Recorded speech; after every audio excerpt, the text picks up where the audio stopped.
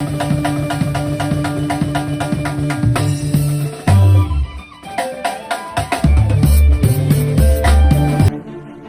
des décennies en RDC, la jeunesse a hérité une éducation qui nous laisse croire qu'après nos études doit succéder un embauchement. Mais dans chaque révolution, il faut un leader. Avec Baraka Logistics, le nouveau challenge de la jeunesse est qu'après les études succède la création de l'emploi. Baraka Logistics est une entreprise purement logistique ayant diverses sous-traitances dans plusieurs domaines avec une grande expérience dont la maturité n'est plus à prouver. Nous sommes les géants de la construction des immeubles et de la vente des fournitures de construction. Nous sommes doués d'une certaine compétence pour transformer l'imaginaire en réel en respectant les normes urbanistiques modernes. Nous sommes experts en construction des grands parkings du 3e millénaire, en bitume et en béton, avec une expertise dans la construction des routes et des maisons. Car la civilisation n'est pas un entassement, mais une construction. Baraka Logistics, une solution pour les 3e millénaires. Chers téléspectateurs, chers internautes, nous sommes tellement heureux de vous recevoir et savoir aussi que vous êtes nombreux devant vos petits écrans en train de nous voir, en train de suivre votre émission, Promo Plus Plus, l'émission de la chronique musicale. Et aujourd'hui, nous avons le plaisir de recevoir un géant de la musique, un grand et un géant encore de la musique congolaise. Il sera avec nous, il sera notre invité au nom de Issa Osignol. Il est le champion d'RTL Trust Music, édition 2016. C'est avec lui qu'on va débattre, il y aura quelques questions sur lesquelles on va débattre pour savoir son actualité. Et de plus aussi, il va nous donner tout son programme. Il se retrouve ici à Goma actuellement, on ne sait pas pour quelle raison. Et merci beaucoup. Je vais vous demander d'être concentré beaucoup plus, de focaliser votre attention sur cette émission parce que c'est une émission qui passe chaque jour et vous aurez le programme. Et après ça, à part ça, nous vous demandons encore de vous abonner sur notre chaîne YouTube. Promo Plus Plus.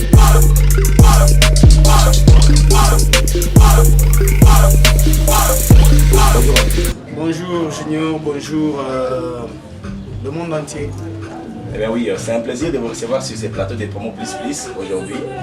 Naïveté, actualité Zandeni Niango. Bon, présentement, nous nous retrouvons ici à Goma. On a qui dans le studio et moi, on a Dev Records. Il y a un studio monnaie dans la Katia Goma. Bon, l'un des plus grands studios quoi. Et puis ils sont là dans le studio et puis ça plan bien quoi. Alors c'est comme ça que nous nous retrouvons et nous retrouvons Awa et pas il y a Kibenz, DJ Kibenz, ingénieur Safro. Oui. Voilà, ça là. Donc dans 2 ou 3 jours, aussi c'est ça là. Tout ça, et moi, image, tout ça, Bukavu, siège. Voilà, c'est bon. Et puis, Nicolas a un slogan, Baba na Ruditena. Ça veut dire quoi? Ngana père. Ngana père. Il y a un petit belé. Oui. On a beau un petit belé, on va comme un leader, on a plaisir, makasi. Ok. On a père, on a un petit quoi. Tout à fait. Et puis, Baba, c'est-à-dire, dans Swahili, Baba, ça dit papa. Oui. Donc papa est le sous. So papa est le sous bana basa nini, c'est fait là. Oui, c'est tout à fait normal. Avec plaisir, Issa Osignol, laisse-moi te poser la question de savoir idée na yo na musique ezala nini. Po ozwaka trophée à nani RTL 3.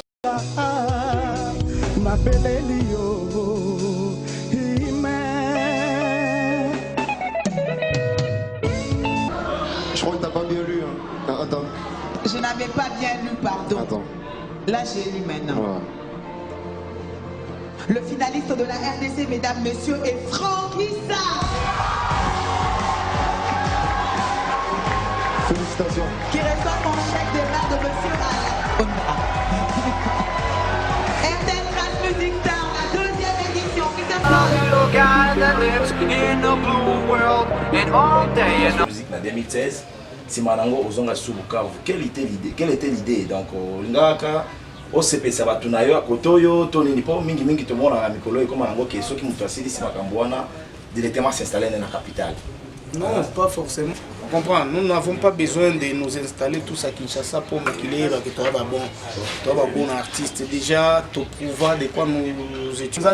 Parce qu'ils ont déjà un souci à nous. Petit dans son souper va vivre dedans. Mais je fistille seulement le fait que et ça les macaques yango kaka. Ça dit tu ne fais rien d'autre que ça. Hein? Ça dit tu n'as pas le temps de ça la bande na omoko.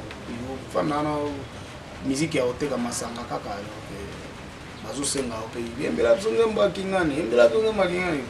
Et puis toi seul maintenant zéro. Oui. Moni, oui. On a une fistille en tant que doyen à petit. Petit, donc quelque chose au salon, mais au yoki mon commis balé misa to mine pourquoi pas mettre karaoké en tembe. Les kino, c'est une situation il y a province. Quelles sont tes relations au Cocha la bango nini et Simbaka ou bien ils ont na moi bon, sur toutes les relations humaines ne manquent pas d'embûches. Mais quand on a bon aboy, PC, conseil bon aboy, au Kenya de aboy, je suis le seul artiste où on a voyagé et belé dans ma campagne musique. J'ai représenté j'ai commencé à représenter la province Sud Kivu depuis 98. 97 déjà dans un concours au Capina Kinshasa, dans de la Gombe. Oui, voilà, mon idole personnel. Voilà. Et puis, dans la salle Bakalemi, dans le festival Ntenze, dans la salle Lubumbashi, deux fois dans la salle Likasi, Bafunguru, mais dans la salle Kigali, dans le représentant Congo, RDC, dans le festival. Panafricaine, ouais, panafricaine de la danse, FESPAT. Donc, ils ont un parcours vraiment que tu as négligé en mode. Voilà. Il y a Bakini, Kenda, donc, festival à Mani 2016, oui. Oui, vous allez voir ici. Et puis, Issa Seigneur, à ton retour à Kinshasa, au Yakanaba, garçon, les jumeaux, on les appelle actuellement les jumeaux Kappa. Et les Kakandengeni, je m'excuse par curiosité dans toutes les questions. Et les Kakandengeni, pour Oyakana Bango, on Misa Bango, Kinshasa, Oyakana Bango, et puis comme on a beaucoup pour un temps, Baya a trouvé que Kakote, Bafongo, l'orchestre de Bango. Zalande Ninango, et puis Tabazaka Ban, on a peine à 4. Basa Pegaba.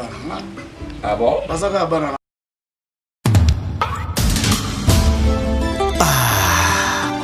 Chérie, dis-moi combien coûte ton amour pour que je travaille comme un robot. Avoir le salaire d'une fourmi, t'acheter toute une plage. Le vieux Constant Nangue Djouma, l'ambassadeur. Nasali nalanga ya bolingo nangayo ataliti ta sourire ezali te wo Rigen Kabomo RK Trésor Nzinga ya Siri. Je suis content et moi aussi qui est orchestre et Salemi il y a baouté pas nanga ça dit bakena moi maël nanga et puis pour ne citer que ban il va ça ba mon côté balé qui n'a pas assez belé ba évoluer qui tourne au c'était là la petit ma Dominique Kabi bazalia on a ba petit balika et pas grand prêtre quoi ba assez belé ba petit na ba mana non Jimmy Manzaka. Jimmy Manzaka, oui. On a ça la fierté. On a la fierté dans l'aïe. Oui. On comprend. Fierté maintenant atomique et bendé. Et puis, on a plaisir dans les ala que Nayoka va évoluer. Ce qui s'imite.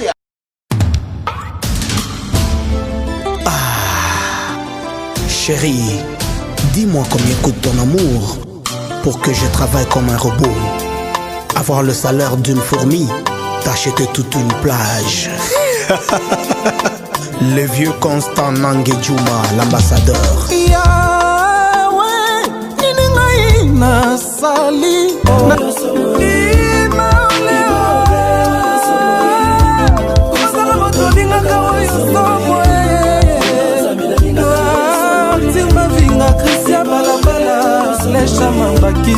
Rigen Kabomo RK Trésor Nzinga ya Siri. Mon capitaine Eto MM. Le vieux John Semou Ernest Mouero Arcel Sipi Mouila. Soki okekotika ngai ebembe bona wanzambe okozwa nini soki ngai nawe Françoise mama ya Gloria wanzambe la fille ya papa Asu Grâce Compressor Cynthia Samantha Chiza.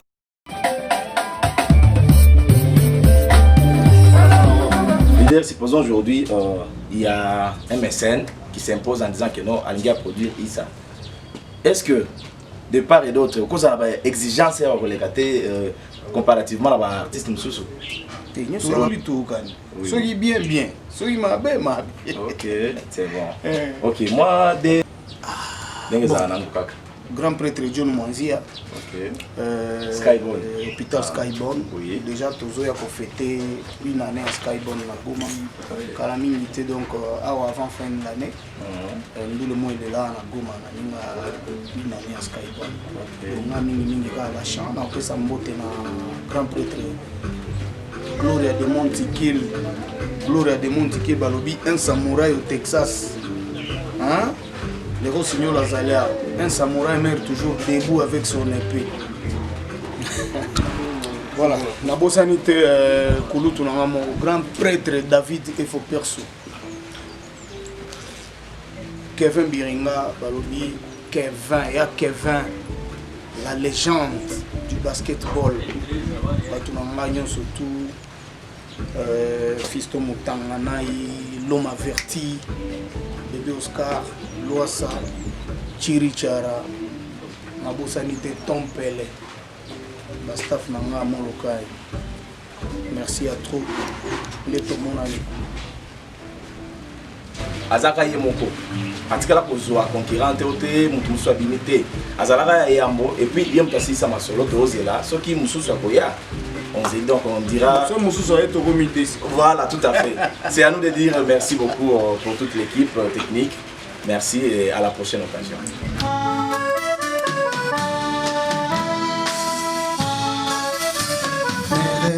Suis de l'argent avec odeur mais de l'honneur. Dans mes rêves, suis travailleur mais je gagne. Je suis une église sans pasteur qui se déguise. J'en ai peur qu'à l'échapper.